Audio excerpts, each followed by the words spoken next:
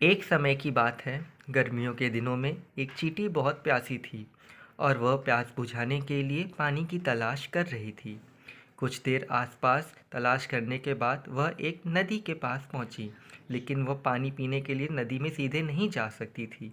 इसलिए वह एक छोटे से पत्थर के ऊपर चढ़ गई और नदी में जा गिरी।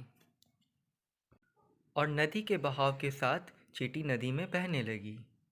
उसी नदी के किनारे एक कबूतर पेड़ पर बैठा था। उसने चींटी को नदी में गिरते हुए देख लिया था। कबूतर ने तेजी से पेड़ से एक पत्ता तोड़कर नदी में संघर्ष कर रही चींटी के पास उस पत्ते को फेंक दिया।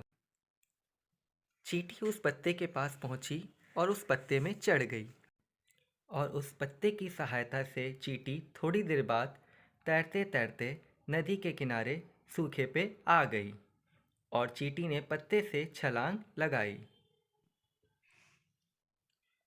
और चींटी पत्ते से उतरने के बाद धीरे धीरे कबूतर की ओर बढ़ने लगी। कबूतर ने भी चींटी को देखकर उसके पास आना सही समझा, और कबूतर को नीचे आते देख उसे चींटी ने धन्यवाद दिया और कहा, मेरी जान बचाने के लिए शुक्रिया।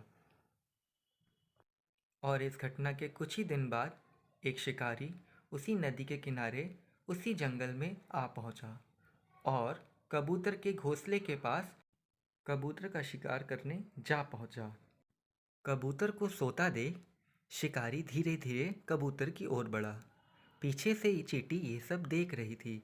उसे यह समझने में बिल्कुल भी देरी नहीं लगी कि यह शिकारी कबूतर का शिकार करना चाहता है। तभी चींटी शिकारी के पास पहुंची और उसने शिकारी के पैरों को ज़ोर से काट लिया। काटते ही शिकारी चिल्लाने लगा और चीखने लगा। शिकारी की आवाज़ सुनते ही कबूतर की आंखें खुल गईं और कबूतर उड़ते हुए उस चींटी के पास जा पहुंचा और कबूतर ने चींटी को धन्यवाद दिया।